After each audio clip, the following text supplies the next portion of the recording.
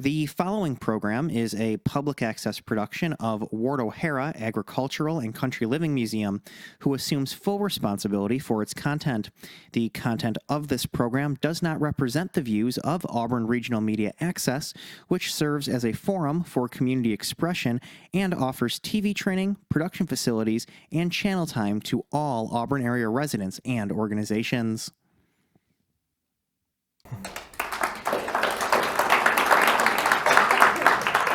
Check, are we good? Everybody can hear? All right, good. I'd just like to introduce myself. My name is Jake Whiting. My father is Peter and my grandfather's Bill. They both worked in the store, and I'm sure many of you guys have known them from over the years. And then also I want to thank both my father and my grandfather for helping me out with a lot of the information, because I'm a little younger and obviously I didn't live through most of the store's history, but they filled me in on a lot of information, and thank you for that. And then thank you for the museum for having us. We appreciate it. So today I'm going to start by talking about the history of Whiting's Wallpaper and Paints here in Auburn, New York. This is a business that's been around for over 115 years. And what makes it unique is not just its longevity, but the fact that it's remained locally owned and operated and been in the same family. In this presentation, I'm going to walk through how the business started, how it evolved over time, and how it has adapted to major changes in both the industry and the world around us. The first place I'm going to start is with the founder, William F. Whiting, and how he came to Auburn and started the business.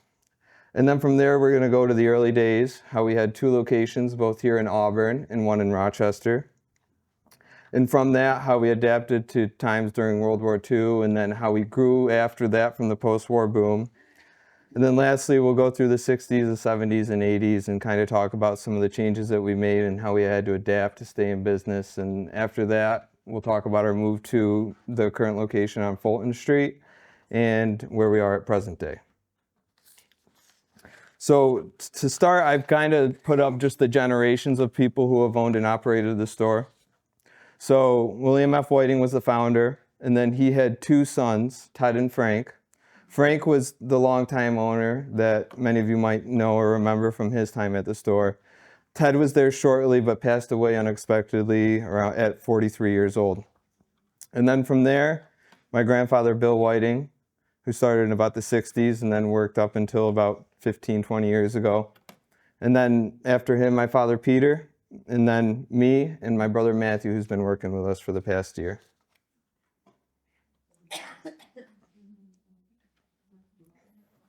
All right, so I'm going to start with William F. Whiting, the founder. He's from Coburg, Ontario, which is right along the waters of Lake Ontario. And about the time he was like 19 or 20 years old, he took the opportunity of going out west to the Dakotas through the Homestead Act. He was given 40 acres and a mule, like you hear about in the stories, and he set up, shop there and developed the land and lived there for about 10 years. Now, after that 10 years happened, he sold his property and then took his profits and moved to Auburn, New York. The family was already in Auburn, New York. We're not 100% sure how or why, but that's where they decided to go at the time. And so from there, he took his profits and went to Auburn, New York, and met up with a guy named Samuel Orr and started a grain mill. So for the first, I think, 2 or 3 years, the company was Orr and Whiting, and they would get grain and flour from local farms. And then at a property in Troopsville, that's where they would turn the grain into flour. And then from there, they had a grain elevator, as shown in the picture right there. That operated for only a few years. And then from what I found, Orr got sick, and William F. took over full ownership of this grain mill.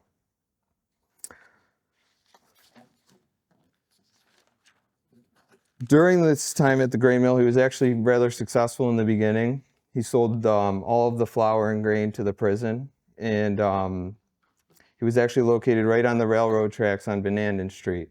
And from there, he could distribute it all across the state wherever he wanted. The building that you see there is actually still standing today. It's right across the street from the prison, kind of kitty corner. It's a yellow building now. And funny enough, there was actually a paint store in that building for a while called Floors and Walls. I don't know if many of you remember. David Hare actually worked for us, and during my first few years at the store, David was an awesome help to me, and kind of the paint mill, floors, yeah. And so it was just kind of a full circle thing that he actually had a paint store there, and then actually started working for our business. So that was kind of cool. Well, he was successful in the beginning with the mill. He actually did run into some financial troubles. In about 1903, there was a drought in Cuga County during that summer. And so on his property in Troopsville, the Owasco outlet went right through it. And what he did was he wasn't getting enough water. So on his dam, I think he rose it up about a foot. And ultimately, he flooded out the neighbor upstream from him and dried out the guy downstream from him. And those two didn't like it, so they got together and filed a lawsuit, and William F. Whiting had to go bankrupt.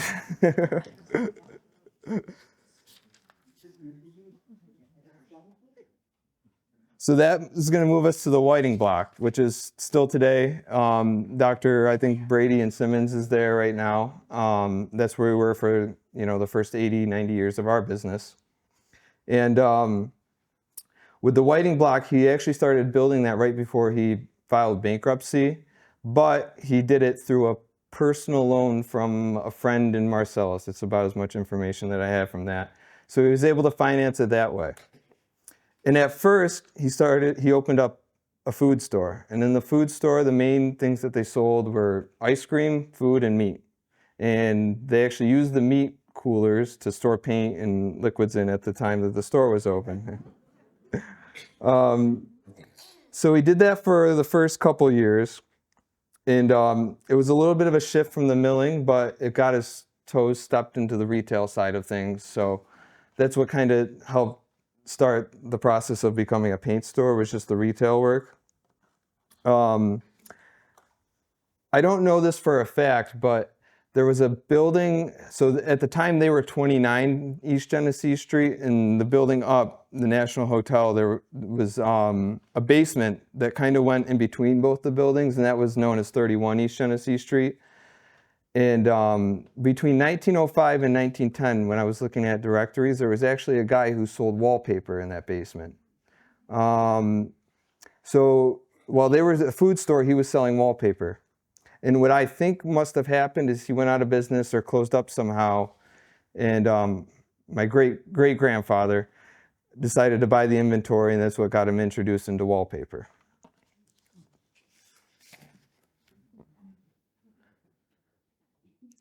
So this brings us to something that I actually found out recently and wasn't in kind of the family lore. And just by looking through old directories, advertisements, and newspaper articles, he started with a little bit of newspaper, and then he got involved with this company called the Sun Wallpaper Company.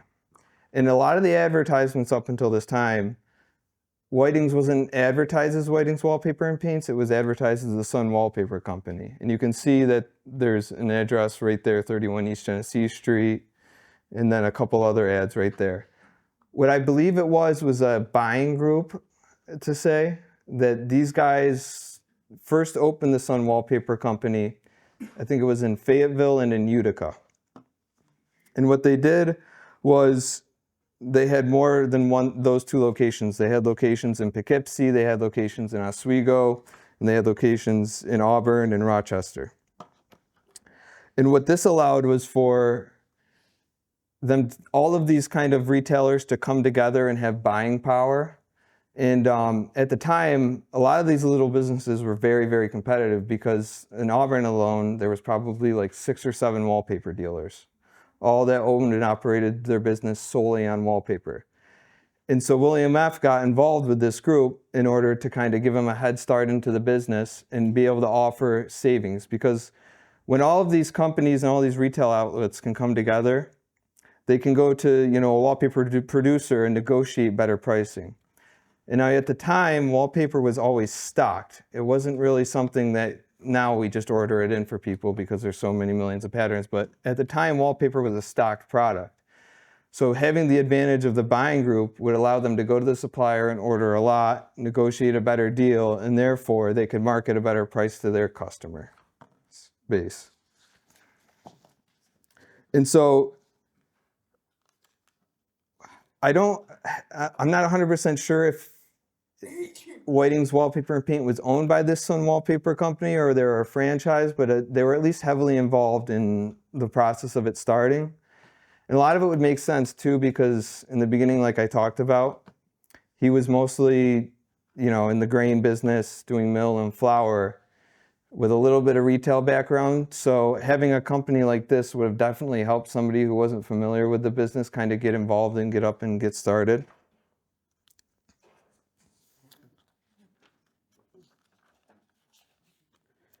And so that will bring us, and then their association with the Sun Wallpaper Company probably lasted until like 1926. I saw a couple ads in the papers that year that said that they were changing their name to officially Whiting's Wallpaper and Paints, and that's still the name we operate under today.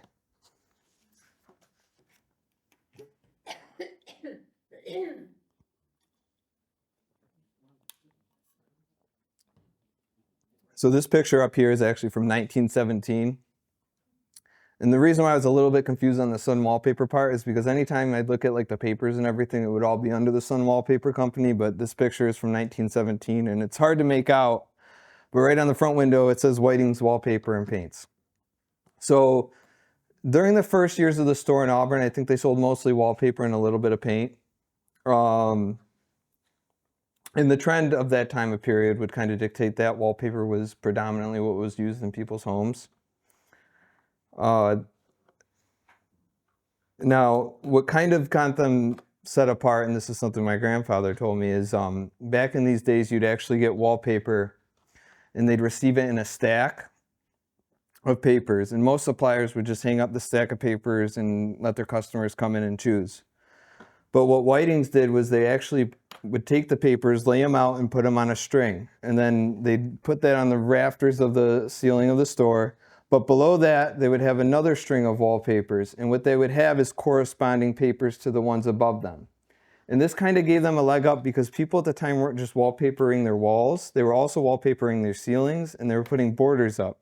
Because all the walls were plaster, so they were prone to cracking and falling apart, and the paint at the time wasn't that great. It could only be brushed on, and it was usually an oil-based enamel that stunk to high heaven. So wallpaper was predominantly used on walls and ceilings. So by having these displays, they were actually able to kind of set the customers' rooms up for them, so they didn't have to make the decision to do that.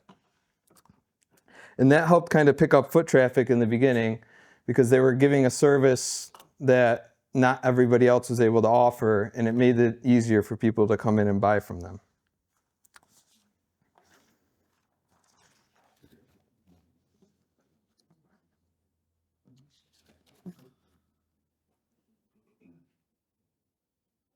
So my next part is going to be about a store that we also had in Rochester, and this kind of operated right around the same time. It opened up just a couple years after we started selling wallpaper in the early 1910s.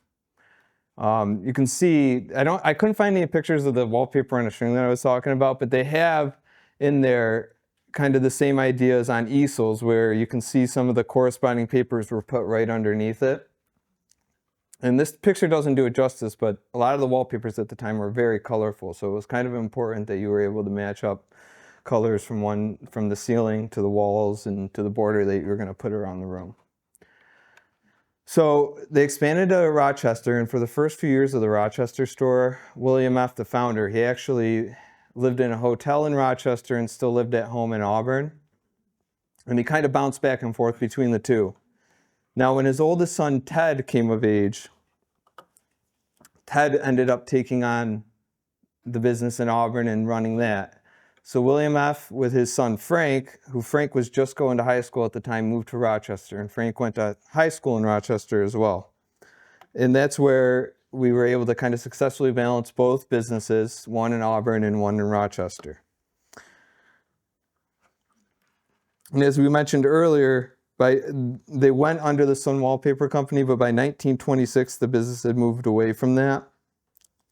So Frank graduated probably around 1922, and then he came and stayed in Rochester and worked at the Rochester store with his father. So there was those two there, and then Fred in Auburn. And then in 1933, William F. passed away, and Frank took leadership of the store by himself.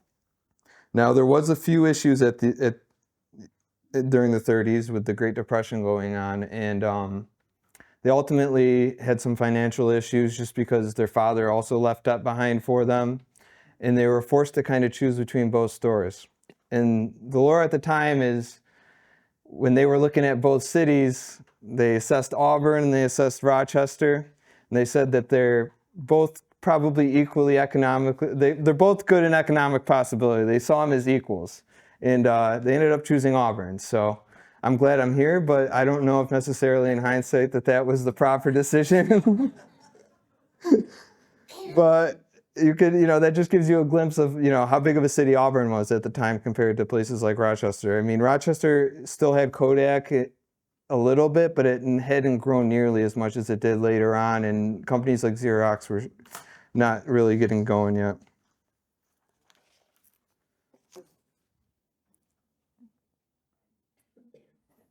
So just to backtrack a little bit, in 1924, we actually brought on a full-line paint department. And it wasn't really a small addition, it was a big half of the store, a big chunk of it. And to me, this was kind of a sign that the business was evolving due to kind of the trends of the days. I think people at that time were starting to paint a little bit more than they were wallpapering. And the technology of paints were improving a little bit too. They were a little bit easier to put on and a little bit more user-friendly.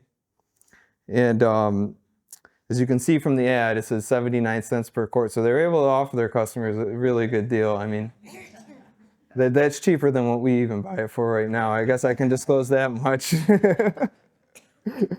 But they still say see us for wallpaper. So, I mean, wallpaper was still obviously kind of the backbone at that time, but I just thought it was kind of notable to put in that this was, it was kind of interesting that I was able to kind of go through archives and find that this was the exact year that we started carrying paints.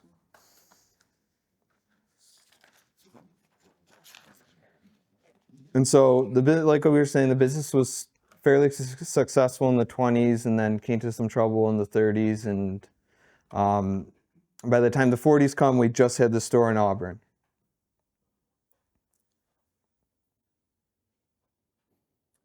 All right, so this is a little picture of the Auburn store at that time. You can see that they were fully stocked in paint in this half of the store. That's actually Ted Whiting right there. I know you can barely make him out, but that's him standing in the back. That's Frank's older brother. So as we move into the 40s, this is kind of where it got a little bit tough for the paint industry as a whole because of everything going on in the war. The first part was the lack of employees. Ted and Frank were just old enough where they didn't make the cut to go to war. However, basically everybody younger than them, it was every able-bodied man that could go had to go. So they really couldn't find anybody to work for them. It was just them two in the store with their secretary. Now, it's not to say that the business was really busy because frankly it wasn't. There wasn't a lot of people spending money on that type of stuff during that time. And then about in 1942, like I had up earlier, Ted passed away. So for the last couple of years of the war, it was just Frank and a secretary working at the store. And then in addition, a lot of the manufacturing was having issues in the country because a lot of the factories and a lot of the, the jobs were going to the wartime efforts. So as far as the paint industry goes at the time, it became very difficult to obtain. So my grandpa tells me the story of during the 40s, if somebody wanted to paint their house, at the store we would have a waiting list and you'd get put on a waiting list. And as soon as we got the inventory in, we would call up that customer, let them know that we had the inventory. They would come down and pick it up. We'd cross them off and the next person on the waiting list would come up. So that was how the paint was sold back then. Another addition was due to all the metal going to the war efforts, they didn't want to put metal for paint cans. So when you got your paint, it would come in a jar just like this. Now for shipping, they would actually have to throw it in boxes and pack it with sawdust just to make it break. But all the paint and varnish products, this is directly from that time, this bottle is, all came in glass because the metal was going there and they didn't want to sacrifice any of it for the paint industry, unfortunately. Another issue was wallpaper.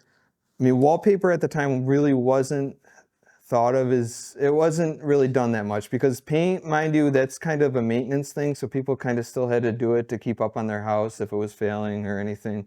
Wallpaper is more of a decorative thing, so it wasn't deemed as necessary as paint was in the 40s. But a lot of the wallpaper mills and factories, they were repurposed for the war efforts. There wasn't as many people supplying it during that period.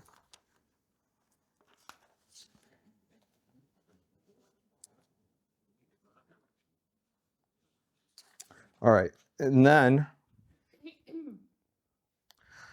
after the 40s, that would bring us to the 50s and the post-war boom. And it actually had a major economic impact on the paint industry.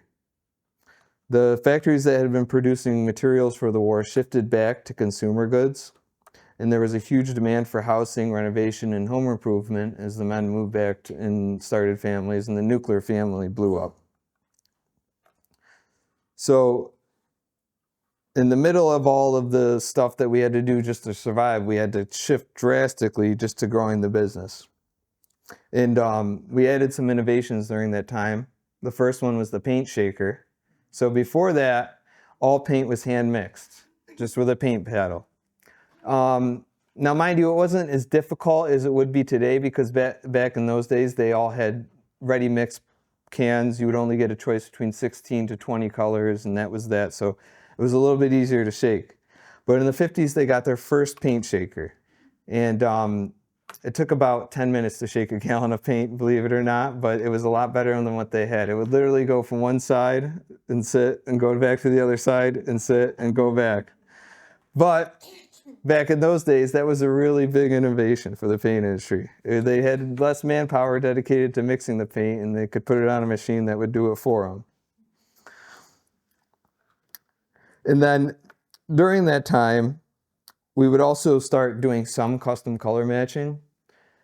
What came available was there were squeeze tubes of tinting. So you would have your 16 to 20 ready mix colors like I was just talking about.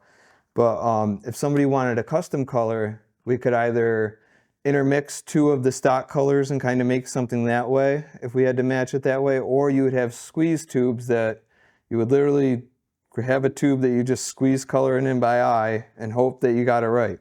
So when a painter was doing a job during this time, they would have to make sure that they had enough paint for the job. And when they got all the gallons of paint together, they would have to get a big bucket and box it all together. And if they didn't have enough to finish, it wasn't guaranteed that, you know, the next batch that they got was going to match it. So it was really important for painters at the time to make sure they had enough on hand and they were buying what they needed.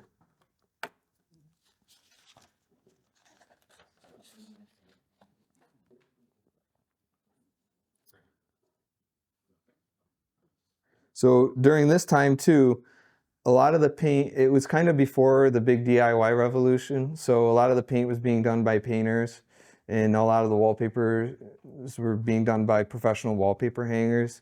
So in the city of Auburn alone, there was at least, I think, 30 painters and another maybe 20 people that did paint and wallpaper. So there was a lot of people in the trades at this time.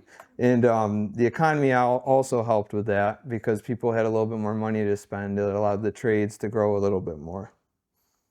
Another big invention at the time was the roller cover. And before that, you would have a big 4-inch brush, and if you wanted to paint your wall, a painter would have to come in and brush it out. And that's what made a lot of the painters really a skilled trade, is they would have to brush out a whole wall, which took a lot of skill and patience to make sure it laid out right. But by the 50s, we started seeing the invention of roller covers. And believe it or not, when roller covers came in, painters hated them. They didn't want anything to do with them because they believed that it might put them out of business. Because they were in a trade that was, you know, they were taught for years how to do, and they became, you know, an apprentice and then a craftsman and a master. So at first there was a little bit of apprehension to the roller covers. Inevitably they did adopt them, and it did not put them out of business. It actually helped them out quite a bit. And then another interesting part I thought was metal actually became in abundance at the time. So for a period of time between the 50s and the 60s, like now when you come into the store and get your gallon of paint, you get a wooden paint paddle. Back then you would actually get a metal paint paddle because metal paint paddles were cheaper than the wood that they had at the same time. There was such an abundance of it. And so a lot of those aspects really helped grow the business and kind of, keep it going from, the trouble that they had in the late 30s and early 40s. And then also during the 50s, my grandfather, Bill Whiting, started working at the store. He started working as a stock boy as a teenager in the summers and just started stocking shelves, helping tint paint, and then kind of worked his way up and grew from there.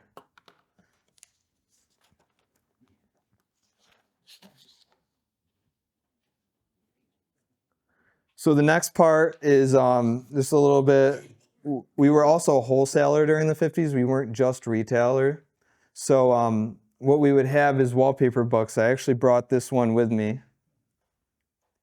We believe this is from around the 40s or 50s. We can tell that by only a 4-digit phone number. So that was interesting. But we were a wallpaper wholesaler for about 15 to 20 years there. And since there was like a lot of little hardware stores or maybe a little paint store in like Seneca Falls or Waterloo or, over in Skinny Atlas, we would actually supply them with books and they would order wallpaper directly from us. And they didn't have to take on a huge inventory like we would, but they would still be able to offer it to their customers. Back then, obviously, everything was a lot more localized. So they were able to kind of grow their business by offering just the people in their community a service. And since we were a little bit of a bigger outfit, we were able to benefit from wholesaling wallpaper. And that book is just an example where we would actually have our names right on the front of it, but it would be supplied by our wallpaper supplier as well.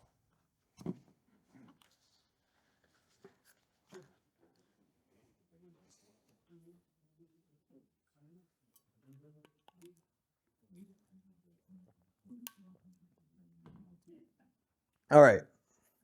So to go back to kind of what I was saying about there being an abundance of painters and wallpapers at the time and how it was a highly skilled trade, this is actually a picture of the Springside Inn.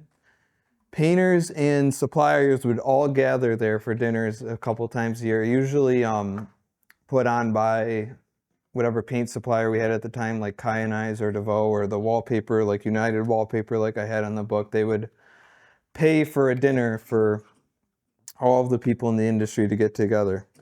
And I thought this was kind of interesting because it's not necessarily a reflection of how business is done today. Back then, business was a little bit more honest than it is. For example, if there was a painter that would mainly buy their paint at, let's say, Warden's paint store back then, and then all of a sudden they'd start shopping at Whiting's, the first thing my great-grandfather would do would be to call the owner of Warden's and ask them what's up, because they wanted to know if their credit was bad or what happened. Or, nowadays everybody's just like striving just for more business, and I don't think that would happen. But they were actually honest and said, your customer, longtime customer, is shopping in my paint store, so what's going on here? And they were a lot more honest about that. And yeah, so I just thought that was a cool picture to kind of put up. And we would, something similar today is, you still do build your business through personal relationships with painters, and I think there's a Whiting somewhere in the mix over there. So they were able to kind of get together and all share commonalities.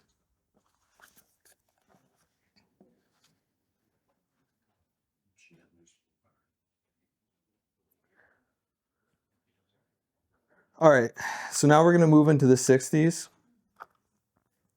And this was an important transition, not to just our family, but in the paint industry itself. At this point, the store was moving into its next generation. My grandfather, Bill, in 1965 returned from the Navy. He was living in Norfolk, Virginia. And he assumed ownership of the store at that time in 1965. Frank worked at the store for a few years, but not much longer, and Bill kind of took the lead from there. At the same time, the industry was continuing its evolution. One of the biggest changes during the 60s was the introduction of manual tinting machines. So up until this point, as we talked about earlier, creating custom colors was very hands-on and an inconsistent process. Mixing stock paints or adding tint by eye. But now they were able to offer an actual tint machine that would measure the amount of tints that would go into a paint can. So it would just make it a little bit more consistent, and was just an added service that they were able to offer during this period. And by the 60s, the industry wasn't really dominated solely just by one product anymore. About a third of the business was wallpaper, a third of the business was paint, and then a third of the business was tools like brushes, rollers, or putty knives, and all of that kind of stuff, or wallpaper prep tools.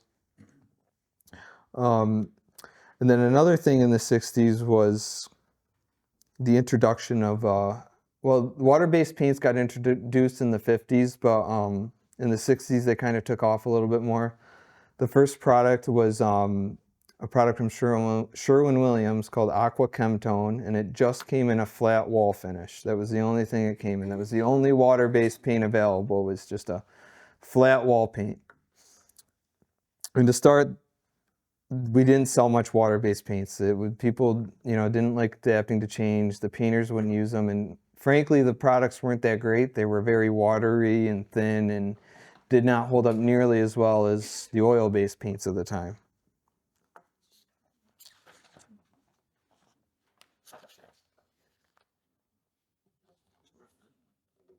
But what's important is at this time there was new products, the industry was evolving, and we were kind of, adding and reshaping to the way we do business. And my grandfather ended up coming in and taking over ownership. So another big thing during the 70s was, or 60s rather, was the phasing out of lead-based paint. So lead was commonly used for a few things. It was mainly used on the exteriors of homes, a little bit on interior trim, and then sometimes in basements. And this was because lead mildew growth doesn't really happen on lead. I think the same things that happen to us when we get lead is the same thing that happens to the mildew, and it held up remarkably well. The other thing is that lead was actually a heavier metal than the metals that they were able to put in paints during that time. And when you have a heavier metal in the paint, you actually get a little bit of a stronger bond. And so it actually did hold up well, but by this time they figured out that it wasn't good for us, and it was no more. So in 1970, New York State officially banned it. But leading up to that, it was kind of phased out over time, so that way people weren't stuck with inventory of it. And by the time that it was banned, I don't think it was really much on the shelves at all. There was after it was banned, there was probably a couple times that some inspectors would come and look at the shelves and make sure that you didn't have it on there, but there really weren't any issues with it beyond that.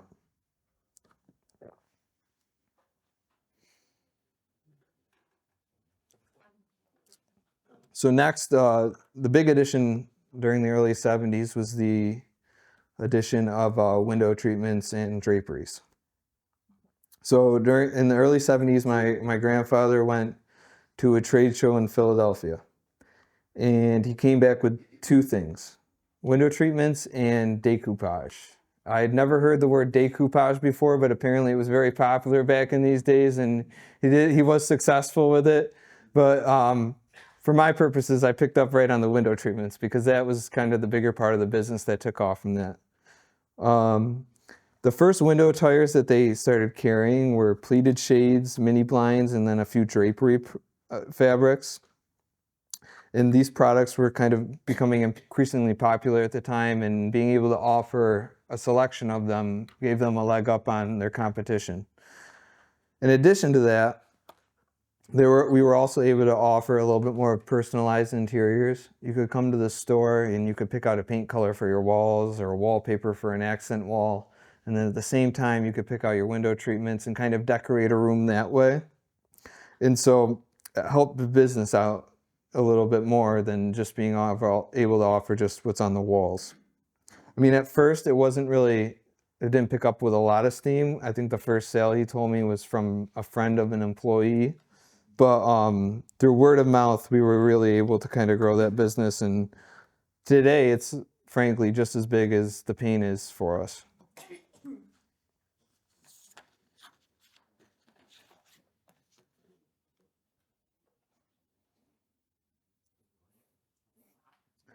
All right, the next transition is going to be kind of to the 70s and the 80s. And this is where we really see the business, get to a really strong, stable condition.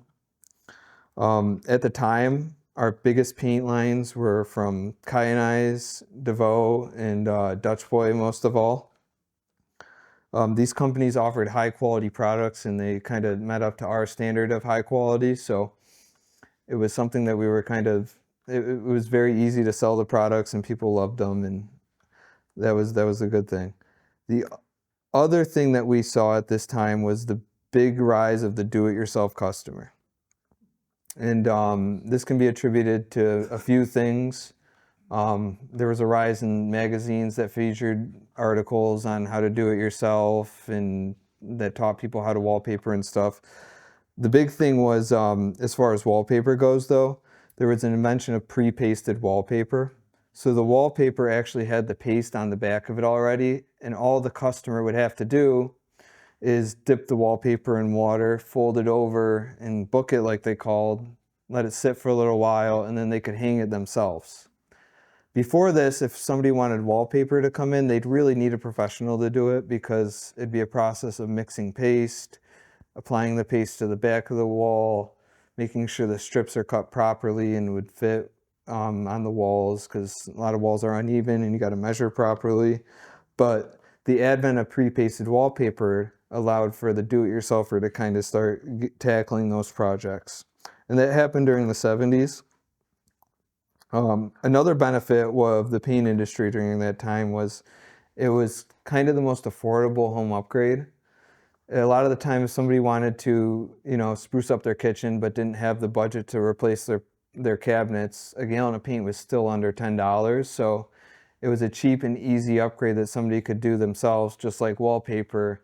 And even though the economy wasn't doing great in the 70s, a wallpaper and paint store didn't necessarily feel it as much as maybe somebody who specialized in more expensive things. And the downtown location really did start to help at this time as well. I think it was during the 60s, there was a lot more urban renewal. So some of the paint stores that were kind of subject to the areas that they were taking over from that suffered. And us being on Genesee Street in Auburn really helped us kind of maintain our customer base and stay in business, whereas others would have to move or their locations would be harder to get to, and etc.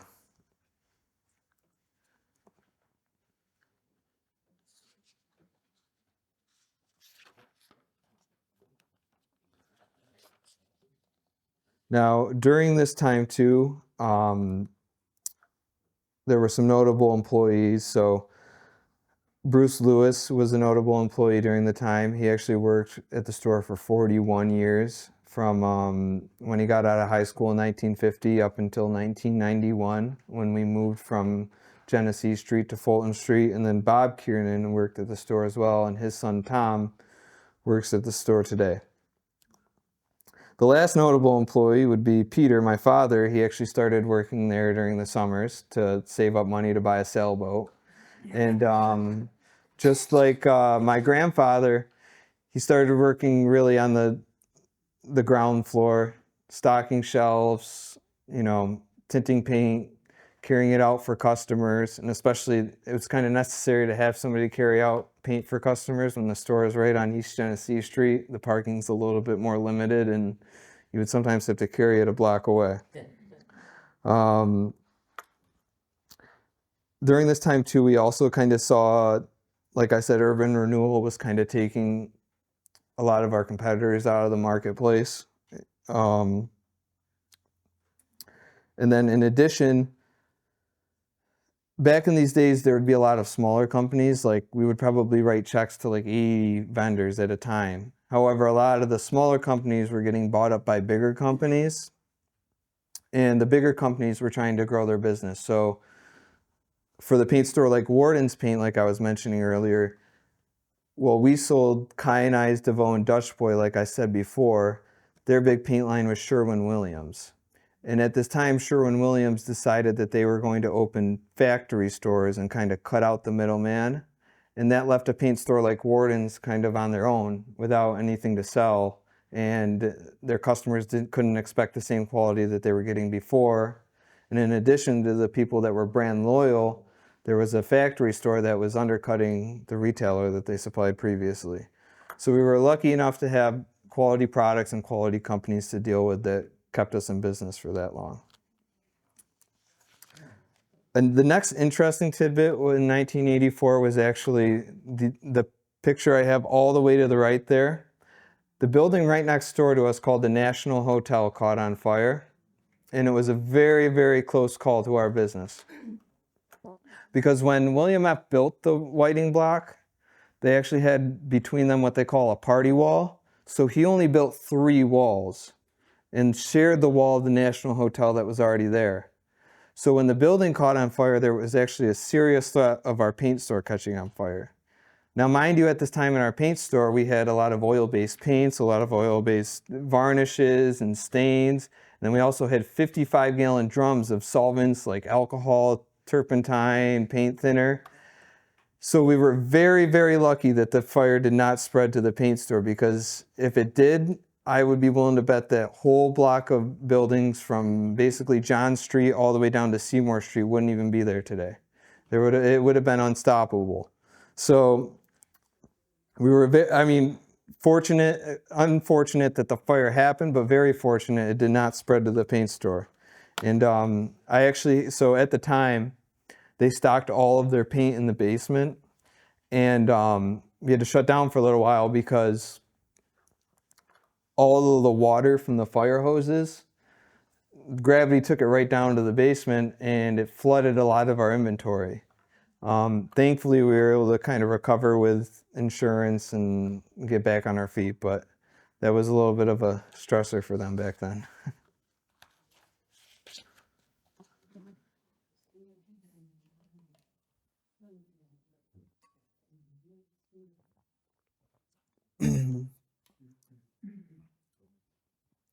All right, so the next focal point will be the time that we move locations from Genesee Street to Fulton Street, where we are right now.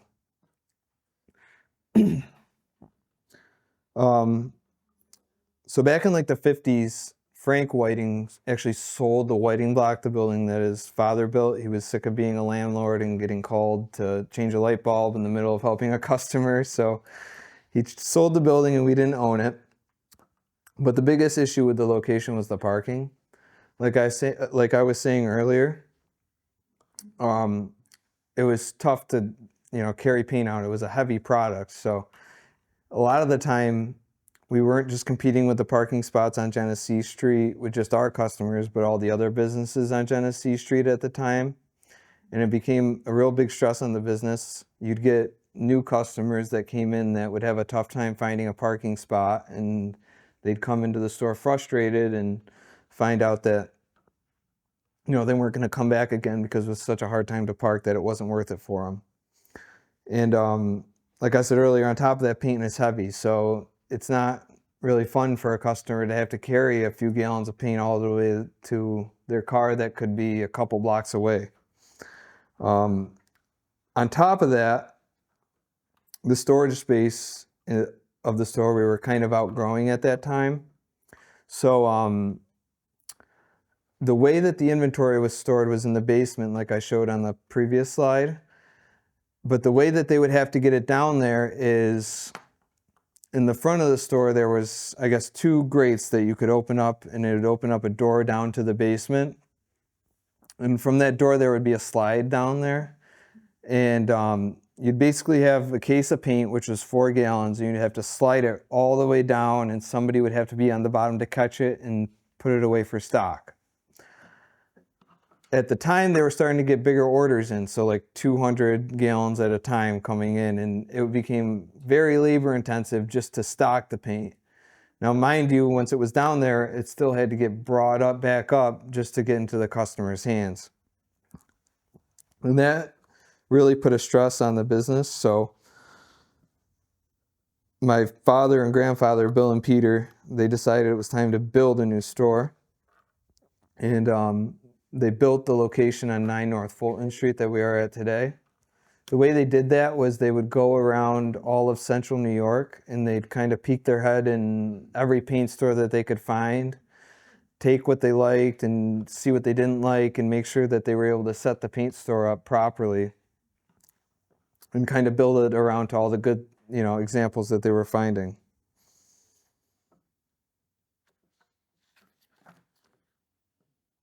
With the new store, they were able to create, a large storefront, a big wallpaper selection, a lot more stock room. We had a loading dock to load stuff up in. And it was a real big help to the business at the time.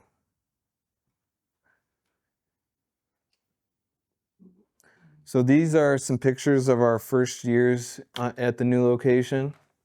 A lot of it actually looks rather similar today, but just a little bit of the updated products. So this location really improved the efficiency of the business. First and foremost, we were able to take on larger orders with the added space. We were able to stock a little bit more, which in turn, if a customer wanted to order more, we would have it. We were also able to put out a little bit of more quality displays with the added space. And the operations just got a lot smoother. At this time too, during the 90s, we took on the dealer Hunter Douglas, which is our window supplier today. And they helped grow our business a lot. They were, at that time, a smaller business and then ended up growing along with us.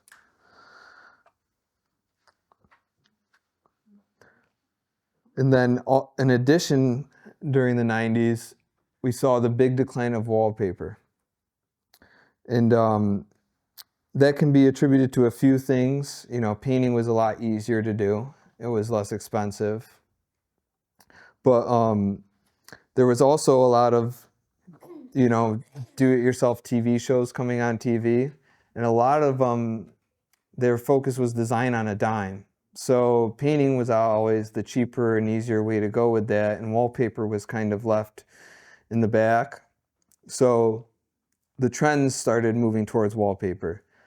A lot of our competitors at the time even stopped stocking wallpaper books. They wouldn't even sell it, but we would still kind of hang on to them, and thankfully we did, because it is starting to come back a little bit more.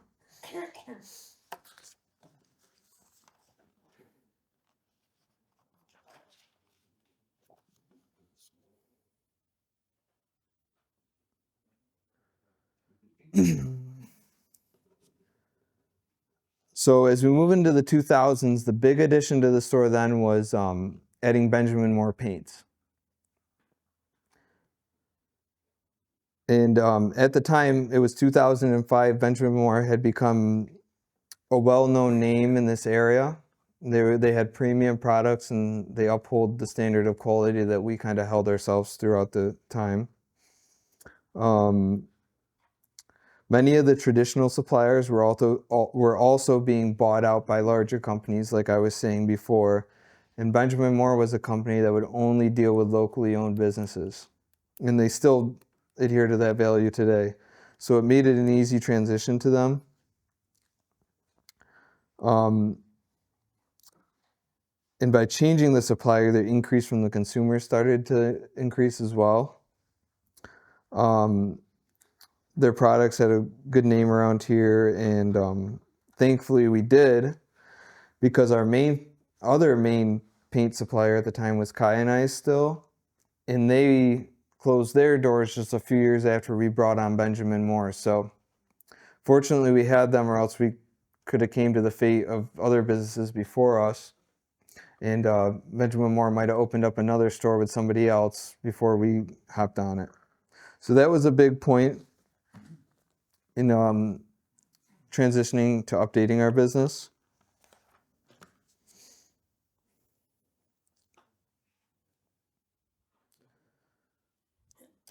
Also, as we move forward, the industry started to see a lot more changes in the early 2000s.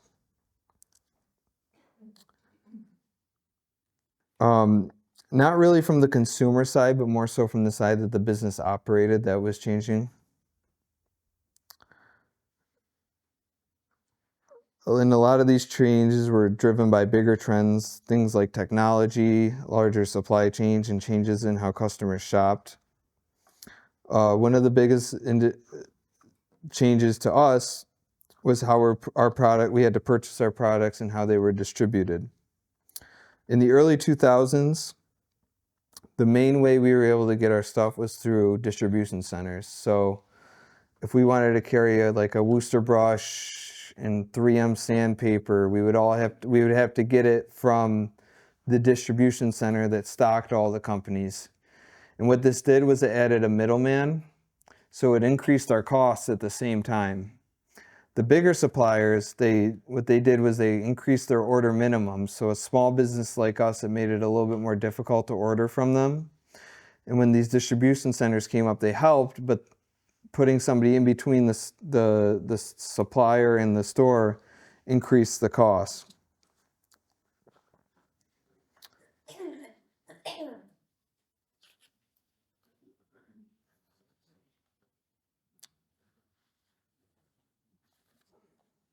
And like I was saying earlier, wallpaper was less popular at the time as well. That was still falling off. We also stopped stocking wallpaper actually in the early 2000s. And it all came to just having books in the store. And if you wanted wallpaper, and this is how it is today, you would have to come in, look at the book, pick out the paper you want, and order it. Another big change in the business at this time was there was a lot more environmental regulations coming to the paint industry. And there was a period of time in the 90s and then in the early 2000s where some big changes were happening. We had to kind of shift our inventory and our knowledge of these products to make sure that we were able to stay up with the times. In the early 2000s, oil-based exterior paints had gone away, and it made it harder to, maintain your relationships with your customers because they were used to using something and they were forced to go to some other route. Now, this did help with, obviously, the environment, and it was a necessary change. It was just another factor that we kind of had to adapt around. And again, you would have to manage your inventory because they would give you a few years heads up before a product would get taken off the shelves. And you wanted to make sure you had enough of it to get you there, but nothing to, go past that date, because once they set a date for a VOC law, it's going to be, you can't sell it anymore. So you want to make sure you're not stuck with anything you can't sell.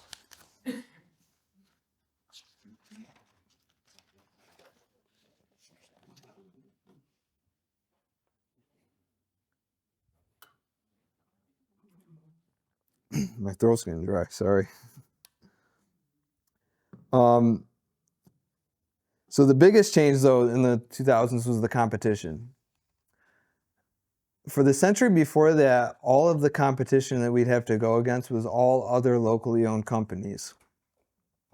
In the 50s, there were probably 8 or 9 locally owned paint stores in Auburn. But by this time, it was really just us. And we started to face a bigger threat of big box stores, the Sherwin-Williams factory outlets like I was talking about earlier, and the addition of online shopping. So in the late 90s, Lowe's moved to Auburn, and this really adjusted the way that we had to kind of do our business. We had to reassess our pricing and change the prices to make sure everything was fair. And we were no longer competing with local stores that were, inevitably buying from a lot of the same vendors we were at the same prices. We were competing against big box chains. And it's more difficult for a smaller store to compete against a big box chain because when a company like Lowe's or Home Depot or Sherwin-Williams goes to their supplier to negotiate a price or for the cost of their products, they're able to show them one big number that they, produce through all of their stores from all over the country. Whereas when we go to a supplier to try and negotiate a price, it's just our one store that we're able to show them. And especially when they first opened up, Lowe's was very aggressive on pricing, and there were a couple other local paint stores at the time, and then however, they kind of succumbed to the big box stores coming in and taking a lot of the market. So we had to really adapt to that, but the way we did it was more so through offering a quality selection, offering product knowledge, offering installation and consultation for our window treatments. And those were options that our competitors at the big box retailers weren't really able to offer themselves. So instead of trying to kind of beat them at their own game, we stuck to what we were good at. And that's what helped combat that. And especially when you're trying to fight against online retailers, a lot of painters will buy their supplies online just because it was easy. So we made sure we stocked high quality roller covers and brushes, and that way when somebody bought something and they liked it, they knew we were reliable to come back to. Whereas, if somebody buys something on the internet and they don't like it, well, they wouldn't be able to get their hands on it before they bought it. So there was a little bit more of a risk for the buyer at that point.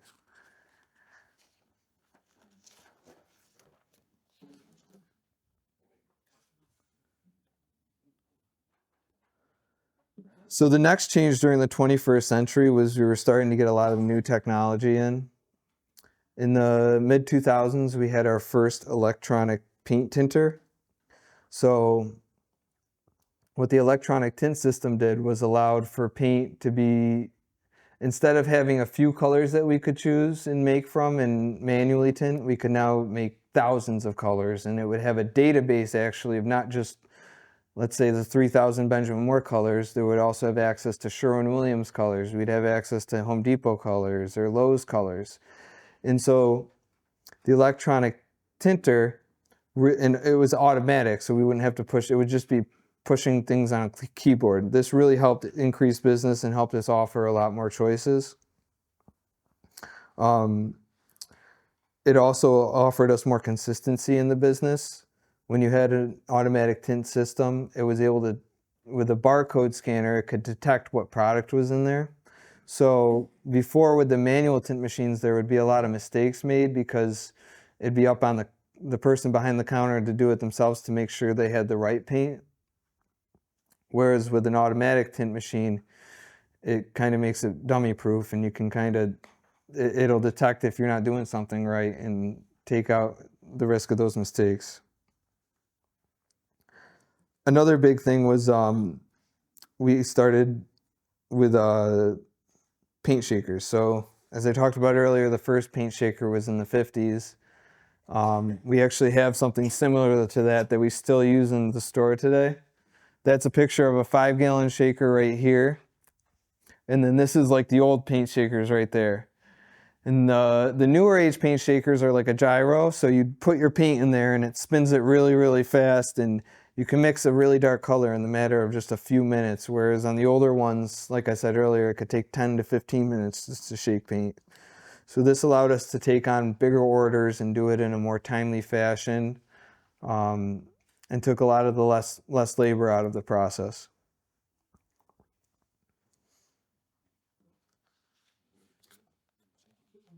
So all of these kind of computerized changes really helped out. The biggest addition, though, was probably something we added, I think, 5 or 6 years ago, and that was a point of sale system. The point of sale system allowed us to digitize all of our records so we can go back as far as we want until the point that we took on the point of sale system. And it actually incorporates things like AI into it, where you can ask it questions. If I want to report on my sales for the month of January this year compared to the month of January last year, I can type it into this AI bot in my point of sale system and it can spit it out in a matter of minutes.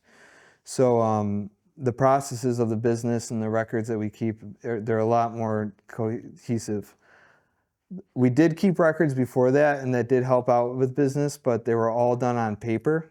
So up until about 2019 or 2020, when you came into the store, we would take your order down and we'd write it on a sheet of carbon paper that was 3 pages thick. And I remember doing this myself, and I was like, what are we doing? This is crazy, but it worked. And what we would do is we'd give you 1 copy and we'd take 2 copies. And we always like to keep records of people's paint because it really gave us a leg up, especially when big box stores were coming in like Lowe's and Home Depot. They don't keep your records or anything. So we would have filing cabinets of paint, and we were always able to look it up. But when I got there, it would take, 10 minutes just to find a record of a quart that somebody got a long time ago, just to make up that quart again. And now with the computerized point of sale system, I can do it in 10 seconds. I can look it up and see, 5 years ago, John Doe got this in this quantity, and he wants to repaint his bedroom, so he knows he has to buy this much again. And it makes it a lot easier and more efficient to do business.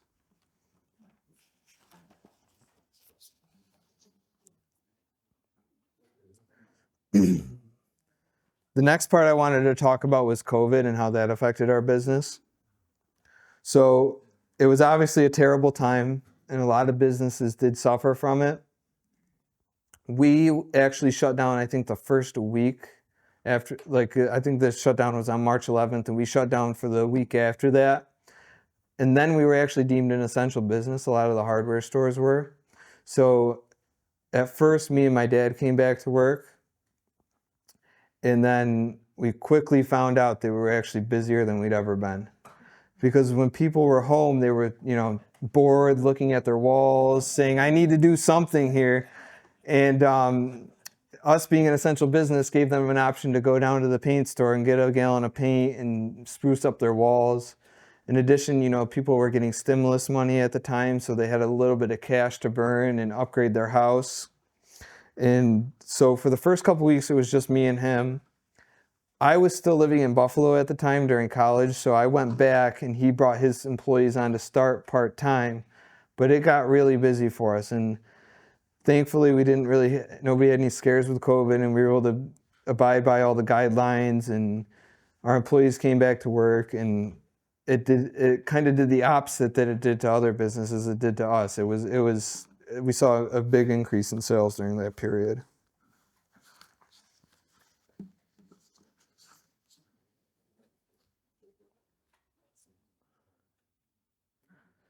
So lastly, I want to just talk about kind of the present day and how we're looking forward for the future.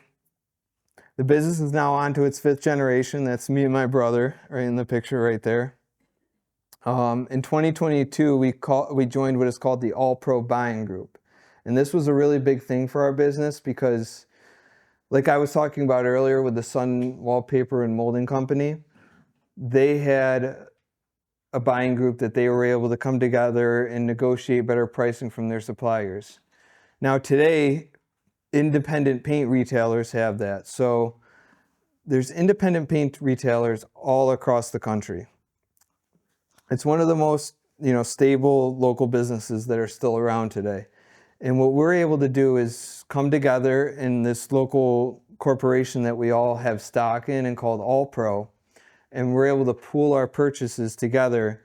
So that way when we go to a supplier, we can compete a little bit more with a Sherwin-Williams or a Lowe's and a Home Depot. And it's kind of like a group of people that kind of stick together, and they're able to kind of negotiate because they carry a lot of the same products and do a lot of the same practices. So that has really helped grow our business in the recent years. The next thing is that wallpaper has returned, and it's not necessarily sold in the same fashion as it was a while ago where people were wallpapering maybe their living room or their dining room. Right now we see it a lot of the time in, half bathrooms or accent walls, but we're still seeing an increase in wallpaper sales year over year, at least for the past decade. We've also added things like dustless sanders and power tools from a company called Festool. That was just a couple of years ago. It's just another facet to our business that we've been able to kind of adapt to and offer contractors more of a reason to shop with us consistently by having all the tools that they need in just the store itself. And the long-term goal, like I have up there, is simple: adapt and keep going. Keep up with our quality products and our product knowledge. You know, especially the big retailers aren't going away, so we're really going to stick to what's been good. And you know, I like what I'm doing. I'm happy to be at the store, and it's been good for the first few years. And my plan is to just keep it going. And thank you. That's all I have for today.